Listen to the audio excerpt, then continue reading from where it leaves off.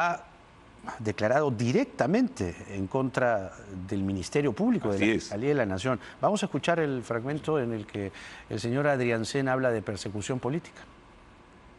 La señora presidenta constitucional está siendo víctima de una persecución que tiene como base la Fiscalía de la Nación. ¿Qué han hecho? Han ampliado por 80 días más esa investigación.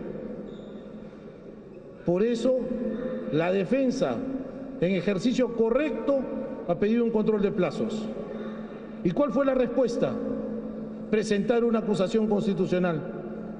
Eso es intolerable.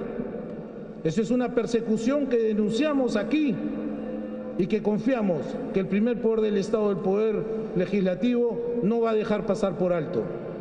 Confiamos, como ya lo hemos venido diciendo, que solo en el mérito del marco constitucional esto merezca un rechazo liminar de esta demanda. Gracias. Siguiente pregunta, Panamericana Televisión. Esto último, ¿qué significa para ti? Porque que el presidente del Consejo de Ministros diga públicamente que no va a dejar pasar por alto una persecución política, ¿qué interpretación le das? A eso me refería con la amenaza, ¿no? Es una amenaza, directa contra el fiscal de la Nación, contra el Ministerio Público, pero además que devela realmente ya la pérdida total de perspectiva, ¿no?, del gobierno.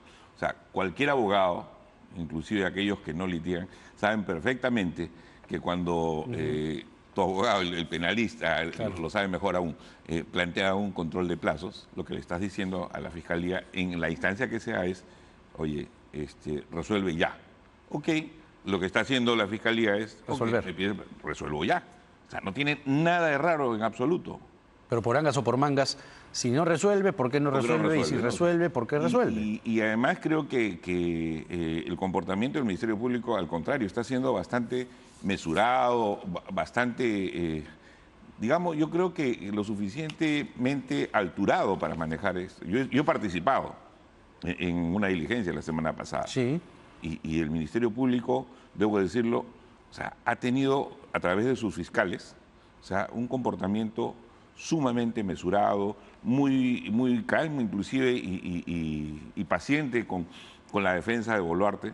O sea, no, yo creo que acá esto es parte de una estrategia, ¿no? O sea, han pretendido, digamos, golpear al Ministerio Público, han desactivado el equipo especial, pero como sabes bien, Jaime, Ipsos, ¿no?, ha hecho una encuesta y prácticamente pues determina que no le creen en absoluto a Dina Boluarte, ¿no? Sí, aquí está, el gobierno desactivó el equipo especial de la policía que apoya al equipo de fiscales contra la corrupción en el poder.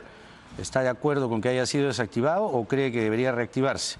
Debe reactivarse el equipo de la policía, 82% contra, de acuerdo con la desactivación del equipo de la policía, 11%. Quizá tenemos los cuadros ahí para poder mostrarlos a full pantalla y que el público se haga una idea de exactamente. Bueno, primero la aprobación, vamos por partes y cucharadas.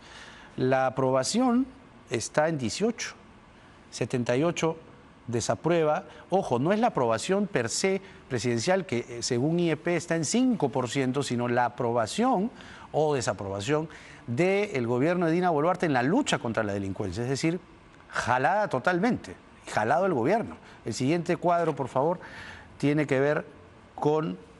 El Perú ha tenido 5 ministros de Interior durante el gobierno de Dina Boluarte. ¿Cree que los ministros se han seleccionado buscando el profesional más capaz para enfrentar la delincuencia o se han escogido por intereses personales de la presidenta? Por intereses personales, 92%, ya, contundente. En Lima, 93%. ¿Se buscó al profesional más capaz? 4. Y el siguiente cuadro son precisamente los coroneles Colchado y Lozano de la policía han denunciado que el abogado de la presidenta Dina Boluarte les ofreció protección y ascensos a cambio de que no investiguen a su hermano Nicanor. ¿Qué piensa usted? La presidenta ofreció favorecerlos para proteger a su hermano. 66. El abogado presionó a los coroneles sin autorización de la presidenta. 13. Es mentira. Es un invento de los coroneles. 12%. Es abrumador. Sí, pero tanto el rojo con el verde Ajá. van en la misma línea, ¿no? Es decir, que han sido presionados. Sí. La diferencia es que Con o sin. el rojo es con o sin el consentimiento. Claro, digamos. pero la presión ahí ¿No? suma 79, digamos, ¿no? Que la Casi gente... 80, ¿no? Sí. Casi 80%, es contundente. Ese es el último cuadro, me parece que... Sí, teníamos uno más. Este es el cuadro que les comentaba en cámara, pero aquí lo tenemos desarrollado. Ipsos, el gobierno desactivó el equipo especial de la policía que apoya al equipo de fiscales contra la corrupción en el poder. ¿De acuerdo o en desacuerdo? Debe reactivarse el equipo de la policía. 82. ¿De acuerdo con la desactivación? 11. No precisa 7. Contundente, ¿no? Así es. Contundente. Ahora que lo mencionabas, precisamente esa es la ficha técnica de esta encuesta que se ha realizado a 1.212 personas el 23 y 24 de mayo, ¿no? Ahora, más allá, digamos, de lo legítimo que puede ser el derecho a la defensa de Dina Boluarte como ciudadana, pero no es la presidenta, ¿no? O sea, tiene el control y está haciendo el uso indebido inclusive de todo lo que ella podría hacer desde el sillón presidencial. Me refiero concretamente no solamente el retiro del equipo especial que apoyaba al EFICOP, sino también esa citación o esa invitación, por ejemplo, al coronel Franco Moreno, jefe de la DIVIAC. Directamente. ¿No? Directamente. Falta aún corroborar si su abogado o ex abogado actuaba de motu propio o por encargo.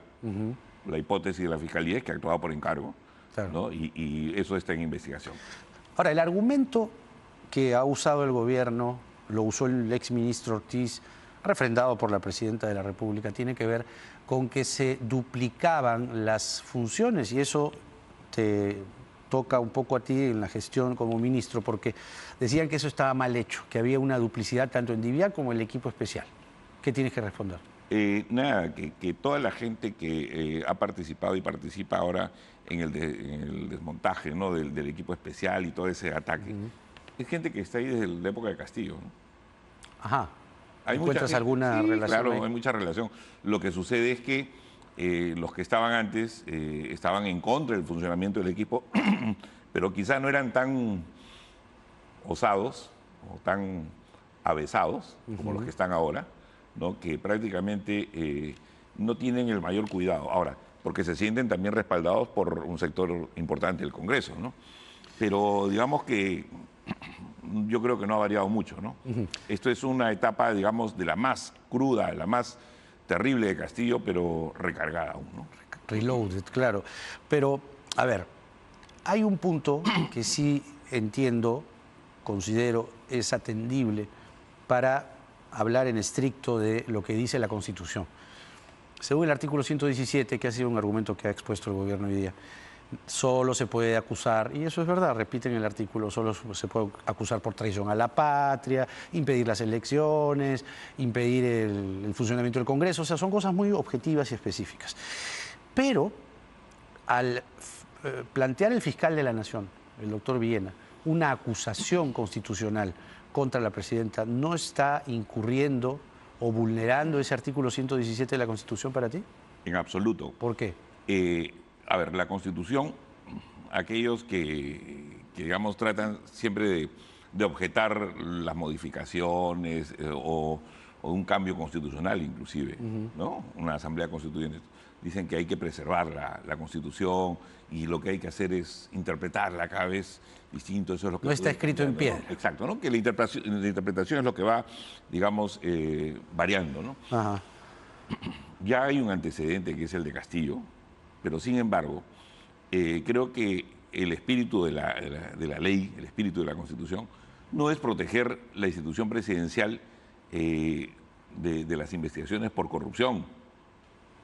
El espíritu de la Constitución es darle esa fortaleza a la institución presidencial para que no sea, digamos, perseguido por sus políticas ejercidas, por las decisiones que tome. Por eso es que es así de aparentemente frágil, ¿no? Ese 117. Pero, lamentablemente, pues, quien ha fracturado, quien ha cometido una infracción inclusive en contra de la propia institución presidencial, no es el fiscal de la Nación, no son las personas que investigan, los que critican, ni los medios de comunicación. es la misma señora Dina Boluarte Segarra, ¿no? Entonces, yo creo que lo que corresponde hoy, pese a que no tengo mucha esperanza de que el Congreso lo vea, digamos, con buenos ojos, ¿no? O sea, esta denuncia, ¿no? Probablemente... ¿Cómo pues, es eso? ¿Que finalmente se va a archivar todo? Hay aliados, ¿no? O sea, es evidente que hay aliados, ¿no? Yo, no sé, se podría hacer una investigación de repente periodística o política respecto de las personas que ocupan cargos importantes hoy y a qué partidos pertenecen, ¿no? Estoy seguro que van a aparecer. Bueno, evidente ya es, en algunos casos como el de APP, ¿no? O sea, APP. A no. ver, pero el abogado de la presidenta, Juan Carlos Portugal, se ha quejado porque él dice haber tenido un acuerdo o que el fiscal de la Nación se habría comprometido a no filtrar y que él le dijo que sí. Tenemos el momento de la declaración y lo comentamos. Adelante. Me preocupa que esa pregunta sea formulada. La presidenta me exigió que ante los medios de comunicación manifieste su deseo de asistir en esta ocasión. Y manifestamos nuestro absoluto compromiso y exigimos en igualdad y reciprocidad al Ministerio Público absoluta lealtad y transparencia en que no se filtren las informaciones. Y en menos de 2 horas de haber salido de la investigación se ha filtrado la información. Estando el propio fiscal ahí. El propio fiscal nos prometió de que esto no iba a filtrar. La propia procuradora le exigió al fiscal que eso no se filtre. Sí, efectivamente se hizo esa pregunta que me preocupa que se haya difuminado en menos de 2 horas y mi cliente aún, cuando es una pregunta altamente sugestiva, porque la coloca en una comunicación entre 2 personas, y además es una violación que deshonra el secreto profesional con su abogado, que no se limita, o su exabogado, que no se limita en puridad cuando lo eran, si no se mantiene vigente cuando no lo eran. Pero en respuesta a esa pregunta dijo que no tenía conocimiento. La Presidenta de la República está para gobernar, no para delinquir. La Presidenta de la República no interfiere, no inyecta su ámbito de competencia en asuntos impropios, en asuntos que no le corresponden. La Presidenta es absolutamente... ¿Esto no necesariamente parece condecirse con la realidad? no, no solo no se condice, no, es alarmante el tonito inclusive que le dan, ¿no? O sea, a ver, para nada es un secreto que todo el mundo ha visto, y no porque se haya filtrado nada, todo el mundo ha visto la situación del señor Mateo Castañeda, las relaciones que ha tenido con el señor Colchado, ¿no? Y el agente encubierto y todo lo demás. Claro. Es obvio que iba a haber una pregunta de eso, ¿no? Claro. Es obvio que iba a haber una pregunta si tiene algo que ver con la desactivación del equipo especial, obvio si ella tenía conocimiento o no con las acciones de su abogado. Más aún, hasta la propia encuestadora ha hecho Sí. ¿no? indirectamente también esa pregunta. O sea, ¿por qué no la iba a hacer el fiscal? Y no tiene que filtrar nada. Los periodistas, o este señor cree que los periodistas son tontos, ¿no? O sea, obviamente no necesitan de filtración alguna. Cualquier persona con un dedo de frente se da cuenta que esa es una pregunta que tenía que estar, y otras más.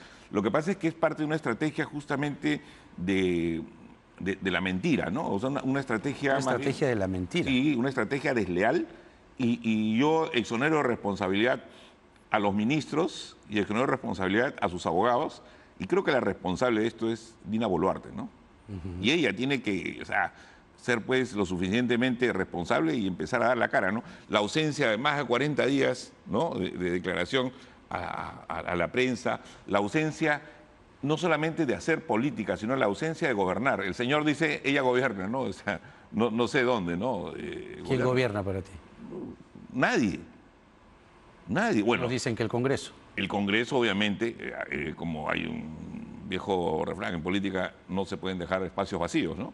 El gobierno está haciendo hace mucho tiempo lo que quiere, ¿no? Perdón, el Congreso, ¿no?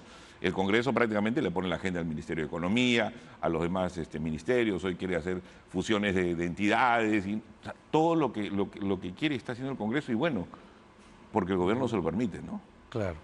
El gobierno se lo permite, y crees más bien que el gobierno, en este caso, está abocado hoy por hoy a la defensa de la presidenta, incluida la propia presidenta, descuidando el gobierno del país? Dina no gobierna. Dina lo que está haciendo es buscar evadir a la justicia, y buscar obstruir a la justicia es perseguir a todos aquellos que investigan, a todos aquellos que la critican, y obviamente pues en esa lista no solamente está el equipo especial, los fiscales, el fiscal de la Nación, la fiscal Barreto, están los medios de comunicación, y ya no digo ni siquiera de un sector, los medios de comunicación en general.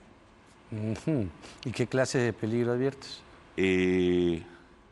Hace algunos días, por ejemplo, en un programa de Beto Ortiz, se mencionó, y donde eras afectado también. O sea, yo no tengo ninguna duda de que lo que dijo él era verdad, ¿no?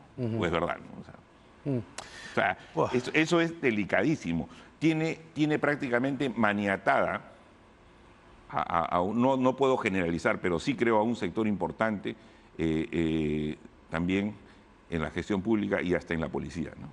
Entonces, lamentablemente, el mal uso de todo el poder que ella tiene está haciendo que ella no gobierne en absoluto, sino que más bien se preocupe en atacar a sus pocos opositores que hay en la política y más bien a hacerle daño a las instituciones como a la policía, pero también perseguir a periodistas y personas incómodas, ¿no? Mariano González ha sido ministro del Interior y ha estado con nosotros esta noche. Gracias, Mariano, ¿eh? Gracias, Jaime. Vamos a hacer la pausa y vamos a regresar después de buen tiempo. No charlábamos con él y lo haremos esta noche. El parlamentario andino Gustavo Pacheco. Se acordarán ustedes, en el gobierno de Alejandro Toledo, un aliado de Fernando Olivera, eran otros tiempos. Hoy acaba de dejar el partido de Rafael López Aliaga, Renovación Popular, y tiene muchas cosas que decir porque al tener uno de los cargos más importantes en el partido de López Aliaga, secretario general, y esta diáspora que ha surgido en estos últimos días, su testimonio será relevante. Esto es Octavo Mandamiento en el horario estelar de Canal N. Ya venimos.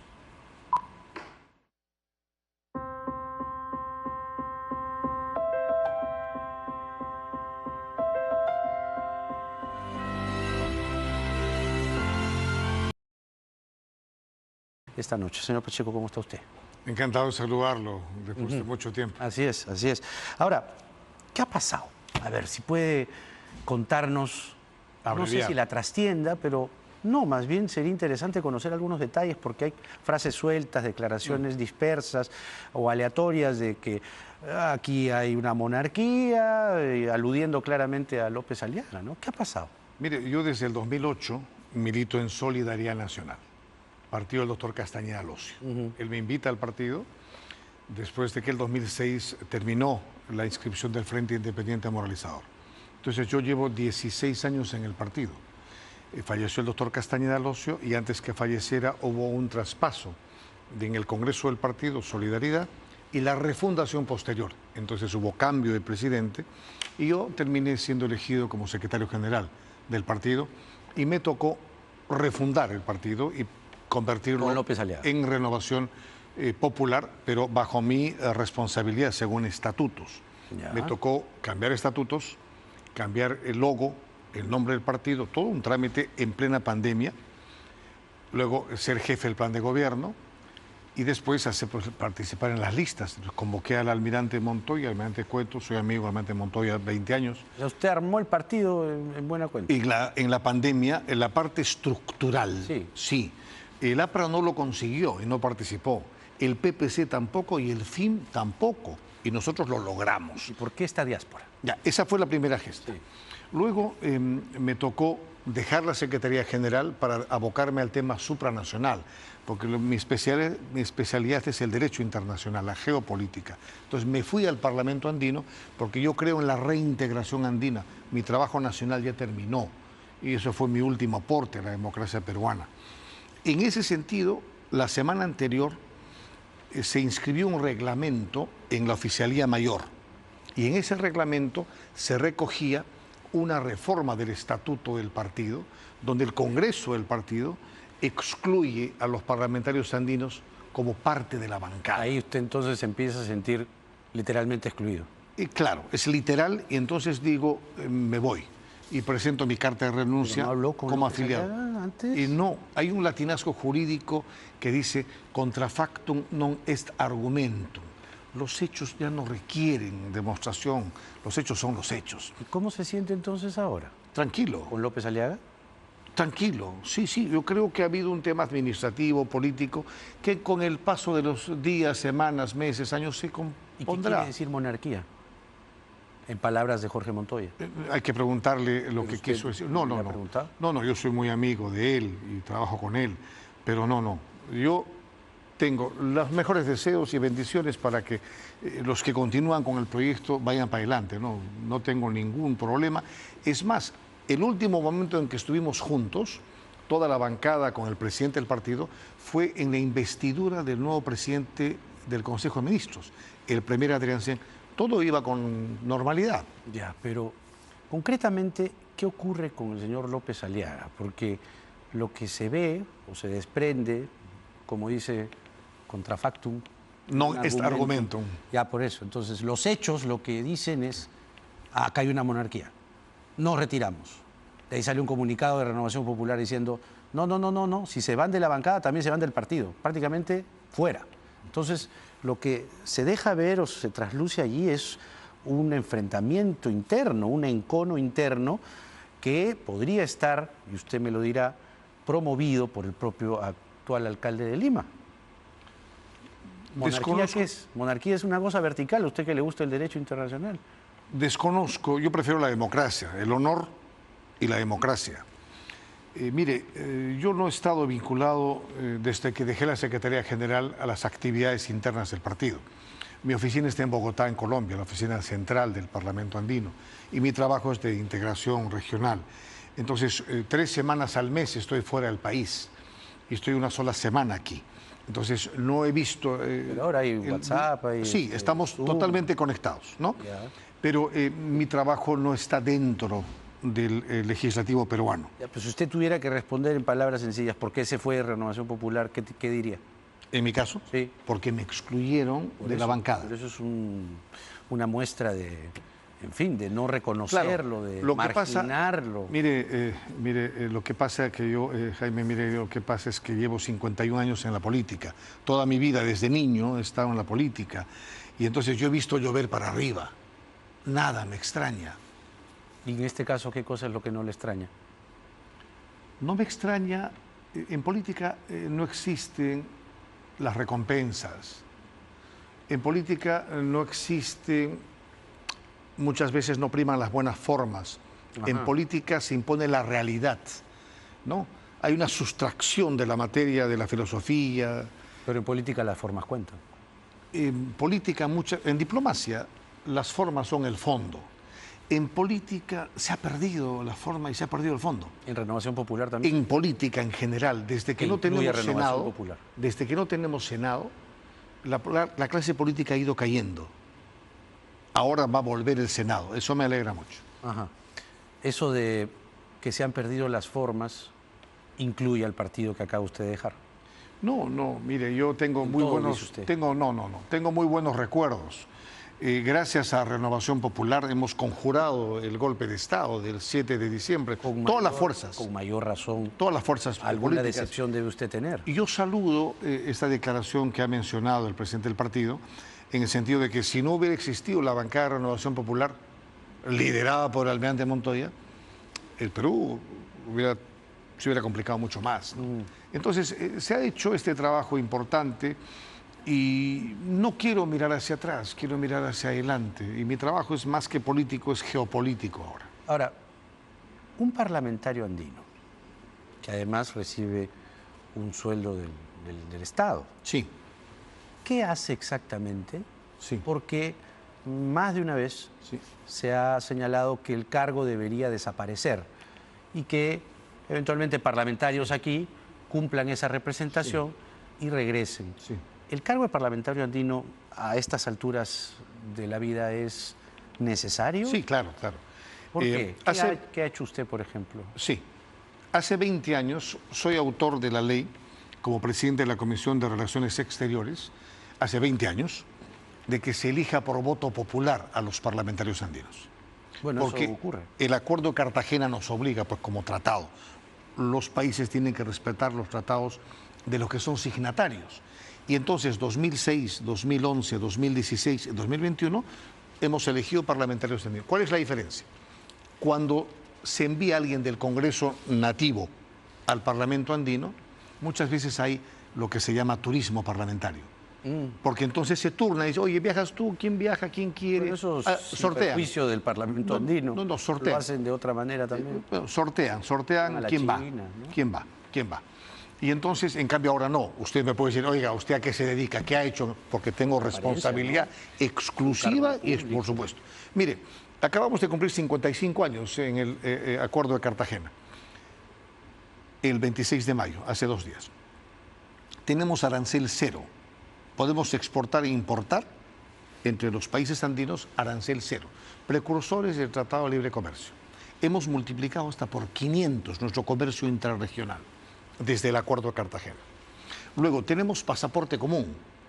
Los ciudadanos andinos podemos viajar a cualquier parte del mundo y ser atendidos en alguna misión consular o diplomática donde no tenga su país representación. Como resultado, pero recientemente, ¿qué puede exhibir? Le digo el camino. Sí. Recientemente la ciudadanía andina, con el DNI uno puede entrar a los países, ya no necesita pasaporte, uno con DNI pasa. Finalmente, la libre circulación de personas. Usted, Jaime, mañana se puede ir a trabajar a Radio Caracol o a Televisión Caracol de Colombia, inmediatamente tiene derecho al trabajo. Y un ecuatoriano puede venir al Perú. En este año, le hablo de las 2 últimas cosas que han ocurrido. El 15 de enero de este año, los ministros de Defensa y de Interior se han juntado a propósito de enfrentar al crimen transnacional. Entonces, al crimen transnacional solamente se le enfrenta de manera transnacional también. Entonces hay un acuerdo donde hemos propuesto, y yo he propuesto a Andipol, Andijus, una sola policía, y los jueces pues todos coordinados, los fiscales todos coordinados. Eso todavía está... No, está encaminado, sí, pero está encaminado. Y hace 5 días lo que ya se ha firmado es el acuerdo de seguridad energética en la comunidad andina. Los países ahora vamos a conectar toda nuestra electricidad para abaratar costos y para tener seguridad por si algún país se cae. Bueno, esas son entonces las explicaciones de un parlamentario andino. Pero... Hay 2 retos, finalmente. La moneda común. Sí, necesitamos la moneda común como el euro. Eso está todavía verde. Sí. ¿No? Yo creo en el dólar. Ecuador ya tiene el dólar y nosotros también. El dólar. ¿No? Y yo creo en el dólar. Creo que la moneda común será el dólar y lo que nos falta es que el Parlamento andino sea vinculante. Claro, eso todavía falta. ¿A usted le parece bien que el señor López Aliaga anuncie indirectamente, ¿no? Porque es curioso. Después de este famoso anuncio de Iquitos, con el panel atrás, presidente 2026 y todo lo demás, se produce esta diáspora, se produce esta salida. ¿Guarda alguna relación el lanzamiento de la candidatura presidencial de López Aliaga con la salida de ustedes? No. Fue coincidencia, digamos. No, ninguna. No digo, fue coincidencia. Sí, no, es que no nos reunimos desde hace mes y medio, 2 meses, no. Eso, digamos, deja un poco ver un aparente descuido en el liderazgo, ¿no?, del partido.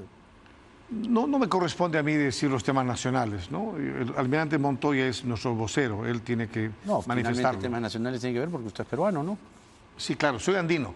Bueno, ahora soy más andino. Andinos, digamos, pero... No, pero es que yo estoy en la representación andina. Claro. Y tengo que tener cuidado con las dignidades de los mandatarios, de los 5 países. ¿Le parece bien que el señor López Aliaga haya dicho primero que no iba a postular, que iba a estar los 4 años de gestión municipal y que después eso aparentemente cambie y él no lo descarte? Es un asunto que tendrán que conversarlo con él. Él tiene que responder. Él ya fue candidato y creo que será siempre un buen candidato presidencial. Creo que él haya dicho que no. No. Yo no hablo de tiempos. Hablo de personaje. ¿No? Él, no. No solo es tiempos, es palabra. Sí, es un tema que tendrán que conversarlo con. No me corresponde a mí decirlo, mucho más ahora que ya no estoy afiliado. ¿Y esta bancada Honor y Democracia aspira a ser un partido? En mi caso, no. Ajá. En mi caso, no. Yo ya he concluido mi etapa nacional. Yo seguiré en la geopolítica, en la gobernanza global. Me interesan los temas de otras partes del mundo. Trabajo con el Parlamento Europeo, con Afrolat, con temas de Asia. ¿Está preparando una carrera para eventualmente ser canciller? No. ¿No? No. Eso fue en el pasado. No. Yo viví 15 años en Europa, Jaime, y me especialicé en el derecho internacional. Y eso es lo que me apasiona y yo creo que ya concluí. Le corresponden a otras generaciones como la suya tomar la posta. Yo ya llevo más de 50 años. ¿Qué edad tiene usted, perdón? 61 años. Está joven. No, pero son 51 años ya de actividad, demasiado tiempo. ¿Ustedes los 10 años hace política? Sí, a los 10 años los puneños siempre tenemos esa precocidad de la preocupación social, ¿no? Claro. Desde muy niños. ¿Estaba usted que le dijeran chauchiller? Depende de quién, ¿no? No ofende quien quiere, sino quien puede.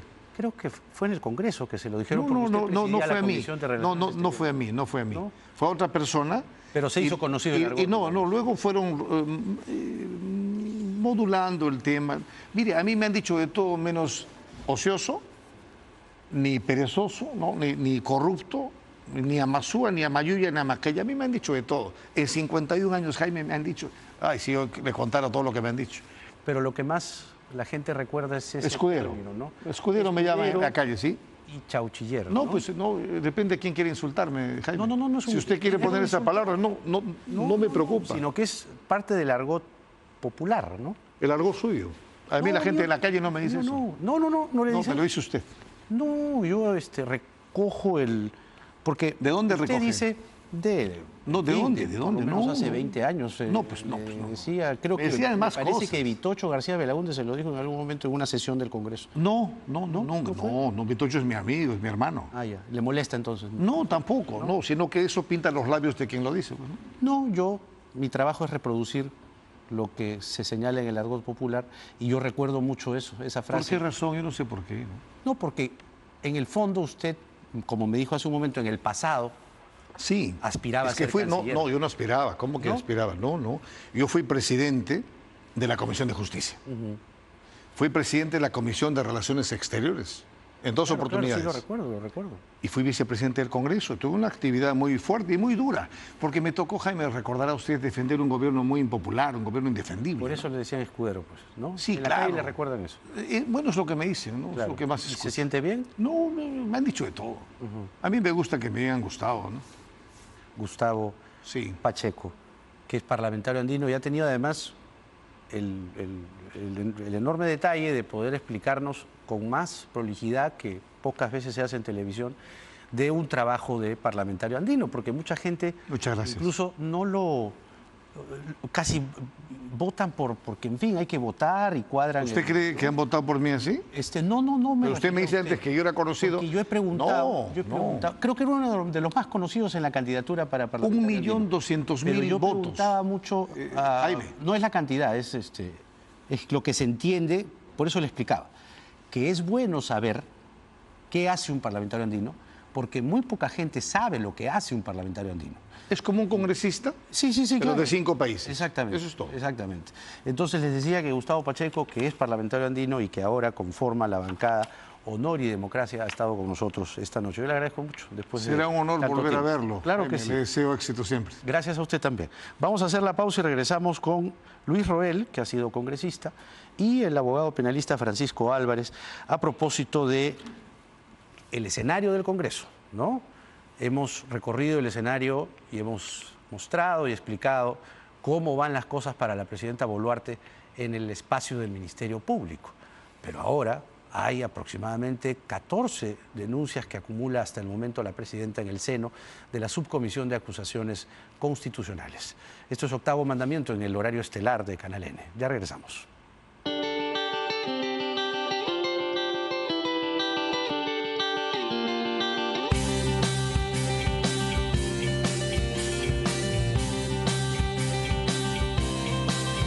El clima llega gracias a Isdin. Love Your Skin.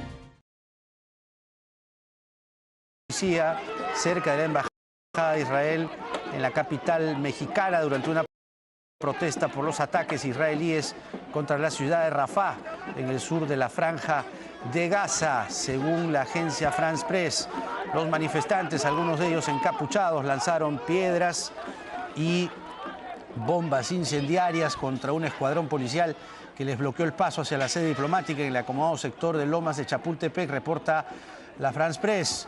Por otro lado, tenemos que anticipar que el gobierno mexicano ha condenado la acción de Rafah y recordemos también que un ataque de fuerzas israelíes lanzado el domingo provocó un incendio y dejó 45 muertos, 249 heridos en un campo de desplazados en Rafah, según el Ministerio de Salud en Gaza. Por cierto, la situación en México está crispada, violenta, más aún de lo que suele estar, lamentablemente, porque han asesinado a un candidato a alcalde y han herido a otros 2 en atentados en Ciudad de México. Ampliamos en los siguientes minutos.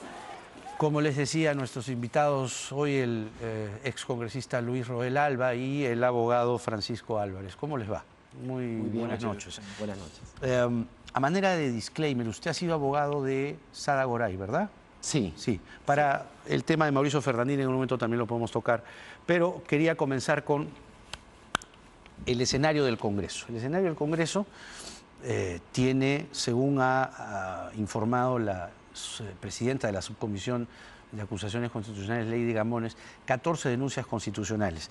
¿Usted ve que alguna de estas denuncias prospere o lo que se dice, ¿no?, es que finalmente todo va a ser archivado y el Congreso no va a hacer absolutamente nada? Yo creo que para ello es importante también tener en cuenta de que hay algunas denuncias constitucionales contra la presidenta que fueron cuando fue ministra. Sí. Entonces, ahí hay 2 modos de trabajar estas denuncias, porque una cosa es cuando denuncia a la presidenta por el cargo de presidente y por las funciones de presidente de la República, y otra en su cargo cuando era ministra. Acuérdense que ella fue ministra de Inclusión Social. Claro.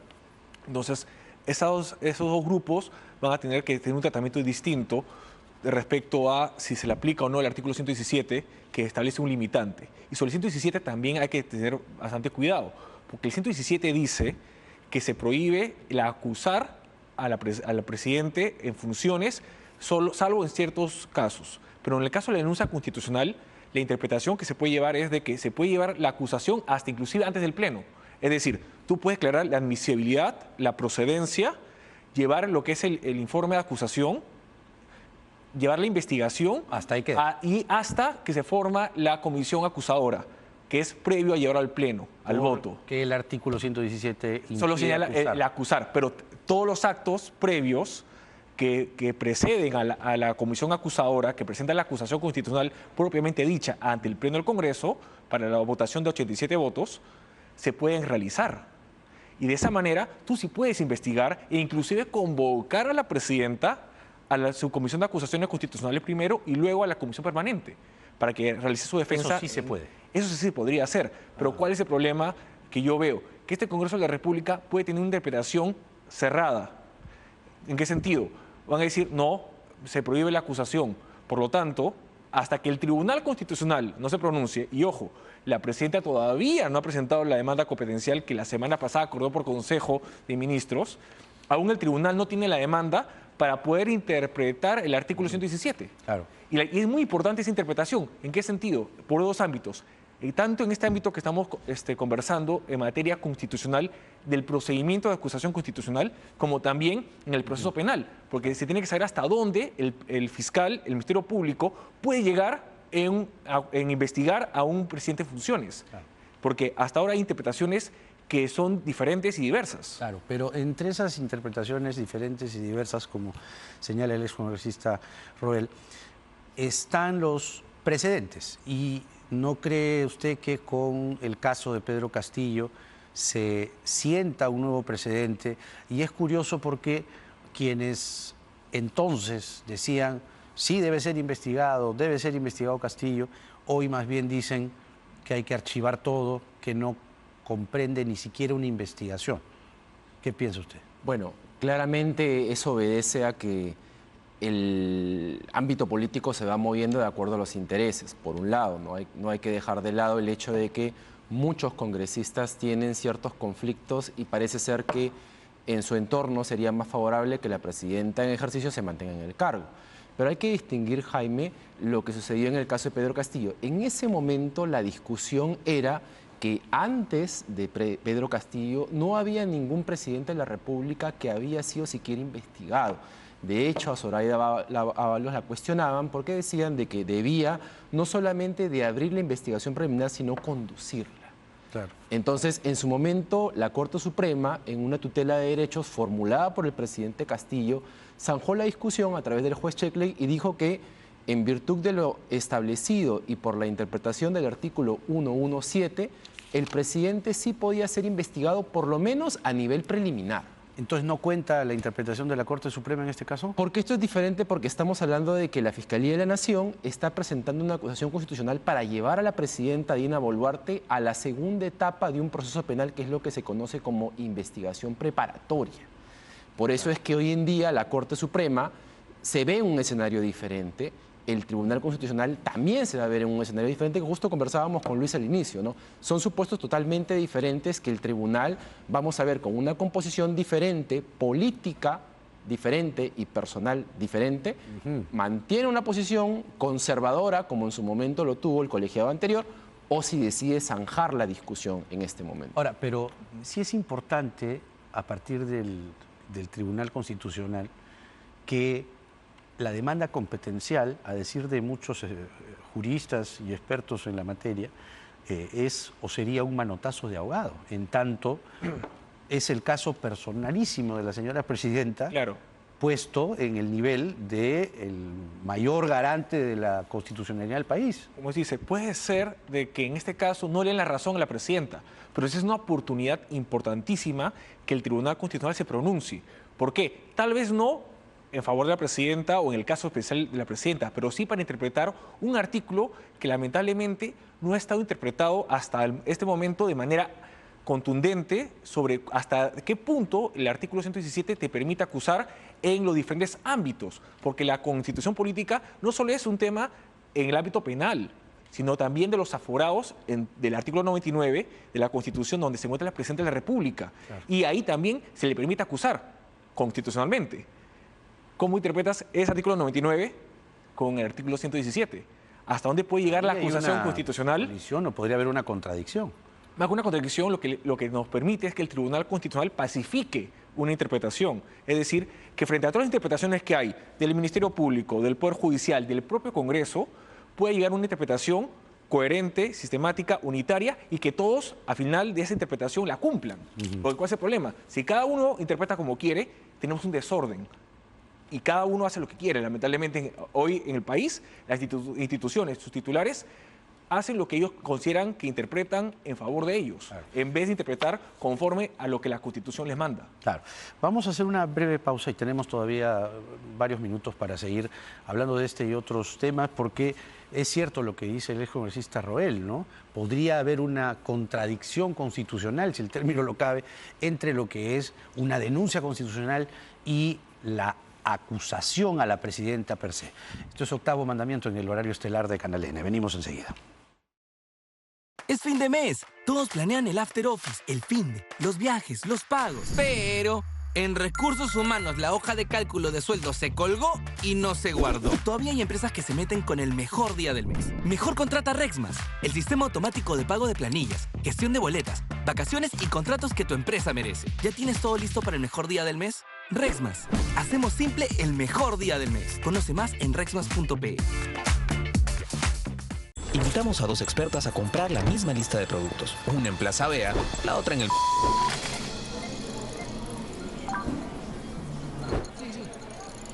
Ya está. Está caro, casero. ¿Otra cosa? Esta también, por. ¿Me da un kilo de caseros? ¡Casero! Ahora a comparar las boletas. Oye, ahí sí hay ahorro. Date cuenta. Es momento de repensar dónde está la cuenta e ir a comprar. Aquí en Plaza Vea, precios bajos todos los días.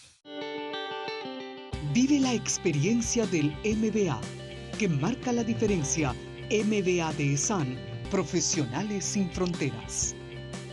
En Rexmas, hacemos simple el mejor día del mes. Descubre el sistema automático de planillas y calcula sueldos en minutos. Conoce más en rexmas.pe. Vamos a escuchar, si lo permiten por un instante, al ministro de Justicia, Eduardo Arana, porque si el fiscal de la Nación dice que hay causa para abrir una denuncia constitucional contra la presidenta, el ministro de Justicia responde que el que comete la infracción es el fiscal. Escuchemos. En este caso, lo que corresponde, de conformidad con el reglamento del Congreso, es que la denuncia sea evaluada en los términos del artículo 117. Sin embargo, nos preocupa a nosotros que el fiscal de la Nación, sabiendo que en efecto que esta es una denuncia en la cual existe una previsión de que los delitos que están en él no son aquellos que él ha presentado, nos preocupa saber cuál ha sido la intencionalidad que el propio fiscal de la Nación ha tenido para presentarlo. Cuando un juez aplica indebidamente una ley o inaplica una ley indebidamente, prevarica. Y cuando un alto funcionario, como en este caso el fiscal de la Nación, inaplica la Constitución, en este caso lo que está haciendo es también injuriando los parámetros y los principios de la Constitución. Y en este caso está incurriendo en una infracción constitucional. Este hecho que vulnera el... A ver, varias cosas aquí, ¿no?, que estaban comentando nuestros invitados mientras escuchábamos al ministro de Justicia.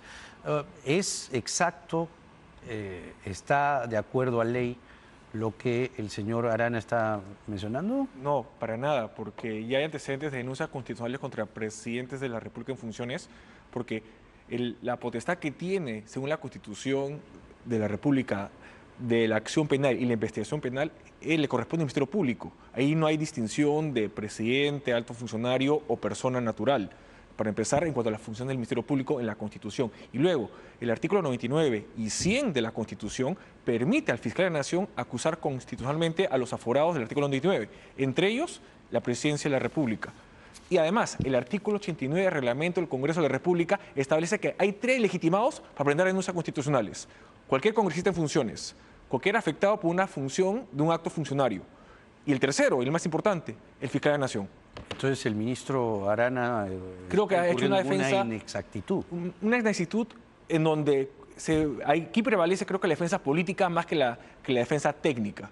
Y creo que eso es lo que le responde a los ministros de defender políticamente, creo, a la presidencia de la República. Pero en cuanto a términos técnicos constitucionales, creo que ahí sí se está equivocando. Ahora, ¿hasta dónde? Porque hace un momento también usted hacía mención de cuando se colisiona lo meramente jurídico con lo político, porque ¿hasta dónde la defensa política puede hacer que el ministro, en este caso, incurre en una inexactitud, cite mal el reglamento del Congreso y otras normas? Recordemos, Jaime, que sobre la presidenta pesa una acusación, lo hablo en términos de imputación muy grave, que tiene que ver no hace mucho con el desmantelamiento del equipo especial de apoyo al EFICOC, en donde se dice que la presidenta de la República, a través del abogado Mateo Castañeda, habría realizado algunos actos de injerencia para lograr desactivar investigaciones y luego desactivar el equipo especial.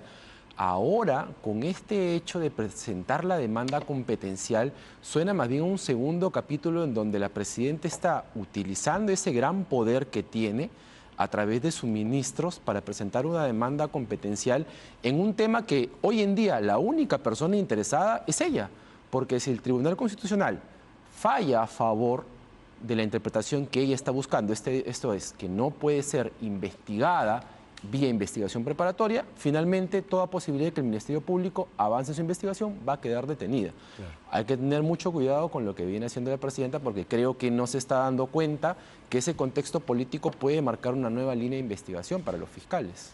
Una nueva línea de investigación, pero además, ¿hasta qué punto puede ser tan contradictorio que, habiéndose investigado a presidentes en ejercicio como Castillo, el Tribunal Constitucional resuelva en otro sentido, más aún teniendo en cuenta que desde un filtro político lo que muchos interpretan, o varios interpretan, es que el TC es una suerte de aliado político del Parlamento? Yo creo que acá se aplica que los jueces hablan a través de sus votos y a través de sus sentencias. Yo espero que el Tribunal Constitucional, como está resolviendo, creo yo, en los últimos tiempos de manera bastante coherente y realizar un desarrollo jurisprudencial importante sobre la constitución política, tanto en su ámbito material como orgánico, que en este caso también desarrolle lo que necesita el Perú, lo que necesita el país y los operadores políticos y jurídicos, el 117 en sus diferentes expresiones, porque de lo contrario vamos a tener otra vez conflictos interpretativos que generen conflictos políticos y que también pueden generar, vuelvo a repetir, que el Congreso de la República archive denuncias constitucionales. ¿Para qué? Para que recién en el 2031, escuchen bien, en 2031 se le puede investigar a la Presidenta de la República por sus actos. 2031 ya, pues. Porque ya se va a ser imposible, porque el acuerdo es que la protección constitucional le da hasta después de acabar el mandato. Se acaba el mandato los 2016 más 5 años, 2031. Y eso va a generar, para lo que son las investigaciones, la transparencia en un Estado democrático, un conflicto bastante fuerte. Claro. No quiero dejar pasar, doctor Álvarez, poder comentar algo respecto a Mauricio Fernandini, dado que usted ha sido defensor de Sada Goray. La comparecencia que se le ha otorgado a Fernandini, ¿está de acuerdo a ley? ¿Cree que usted que se ha actuado correctamente? Bueno, recordemos que esto obedece a un incidente de cese de prisión preventiva que presenta el señor Fernandini. He revisado la resolución y la resolución lo que hace es una reevaluación de aquellos elementos que en su momento la sala estima para confirmar la prisión preventiva.